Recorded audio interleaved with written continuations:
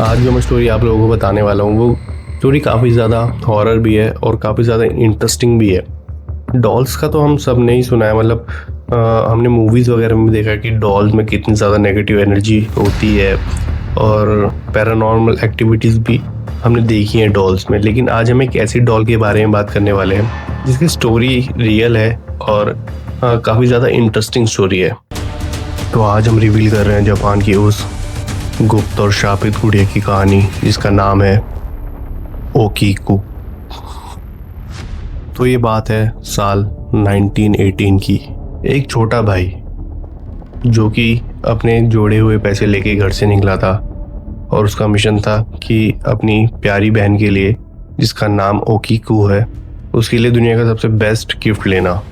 तो ऐसे ही ढूंढते ढूंढते वो एक शॉप के पास पहुंचा और उसने देखा उस शॉप में एक डॉल रखी हुई थी जिसके बहुत ही खूबसूरत लंबे बाल और उसके चेहरे में एक सुकून था।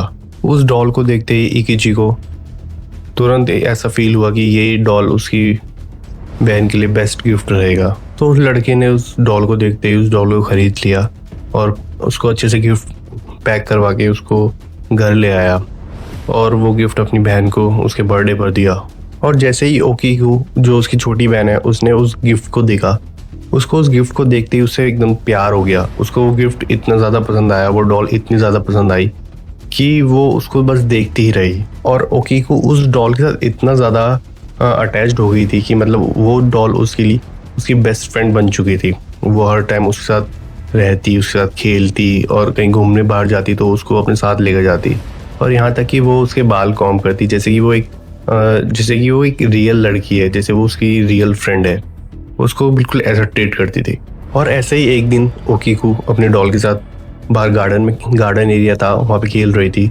तो उसको खेलते खेलते एक मच्छर ने काट लिया जिसकी वजह से उसको मलेरिया हो गया। और उस सिर्फ एक मच्छर ही काटने की वजह से ओकीकू की तबीयत इतनी ज़्यादा ख़राब हो गई थी कि वो मतलब तड़प रही थी और बहुत ज़्यादा बीमार पड़ गई थी। लेकिन उस बीमारी की हालत में भी उसने उस डॉल का साथ नहीं छोड़ा। वो हर टाइम उस डॉल को अपने पास ही रखती थी, हर टाइम उस डॉल को अपने बेड पे ही रखती थी। लेकिन बेचारी ओकीकू एक छोटी बच्ची ही थी और वो उस बीमारी से ज़्यादा टाइम लड़ नहीं पाई और सडनली उसकी डेथ हो गई। ओकीकू की डेथ देखकर उसकी फैमिली बहुत ज़्यादा टूट गई थी।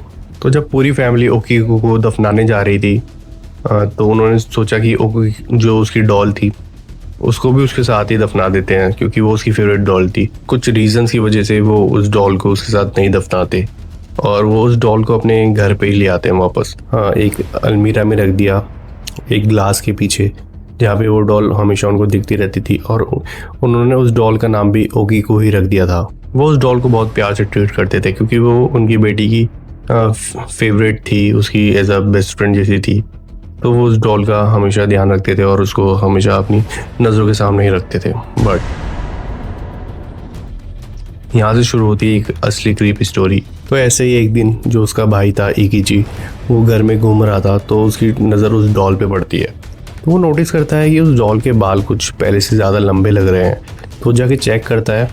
तो जैसे ही वो उसके बाल चेक करता है तो देखता है कि हाँ, उसके बाल पहले से ज़्यादा थोड़े लंबे हैं। जब कोई ये स्टोरी पहली बार सुनता है, इवन मैंने भी जब पहली बार सुनी थी तो ये स्टोरी मेरे को फेक लगी थी। मतलब ऐसा होता है ना अर्बन लेजेंड्स में, मतलब आधी स्टोरी जो होती हैं वो फेक होती हैं और आधी रियल होती हैं, तो पता लगाना बहुत मुश्किल होता है। बट जब नेक्स्ट टाइम इकिची ने दोबारा चेक किया तो उस डॉल के बाल वाकई में पहले से भी ज़्यादा और लंबे हो चुके थे। और जब उसने वो डॉल परचेज़ की थी शॉप से तो उसके बाल प्रॉपर ब्लैक कलर के थे, बट अब उसके बाल हल्के हल्के ब्राउन शेड में होने लगे थे।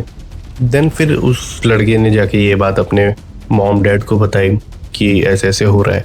तो उन्होंने जब चेक किया तो वो भी काफ़ी ज़्यादा हैरान थे। तो उन्होंने क्या किया, उन्होंने उस डॉल के जो बाल थे उनको ट्रिम कर दिया।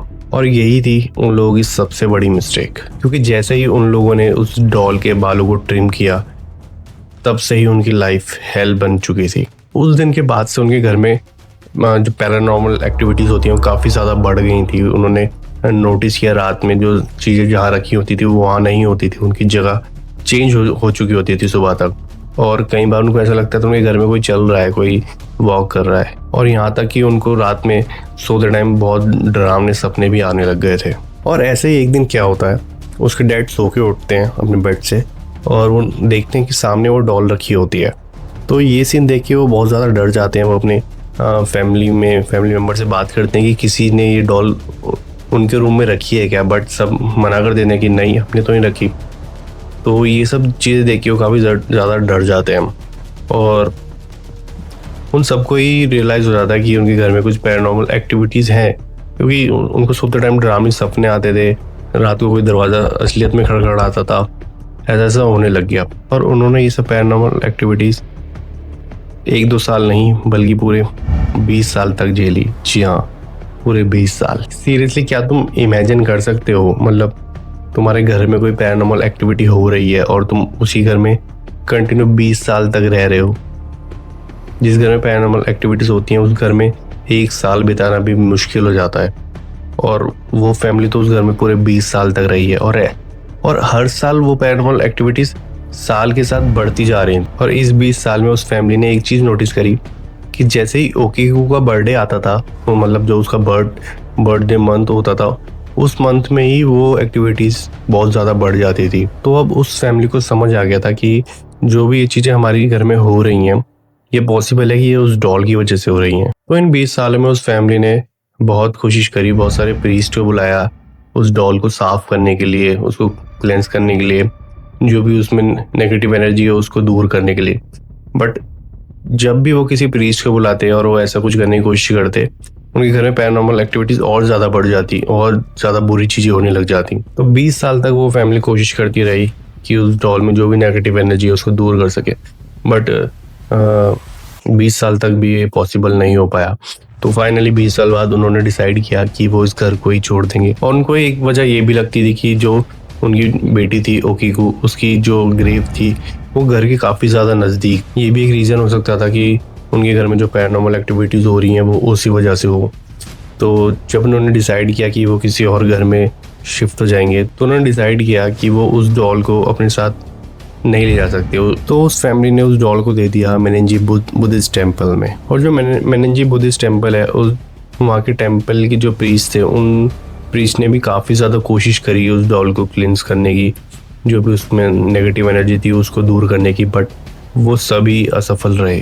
तो फिर हार के उन जो प्रीस्ट थे टेम्पल के, उन्होंने ये डिसाइड किया कि उस डॉल को पैक करके उस टेम्पल में ही रख देंगे। आज भी ये डॉल उस टेम्पल में ही रखी हुई है। और जब से ये डॉल उस टेम्पल में रखी गई है, तो उस टेम्पल के जितने भी प्रीस्ट थे, जितने भी लोग वहाँ रहते थे, उन सभी को भी नाइटमेयर्स आने लग गए थे। बट इस डॉल को और कहीं भी रखा भी नहीं जा सकता, तो उस टेम्पल में ही रखे रहने दिया।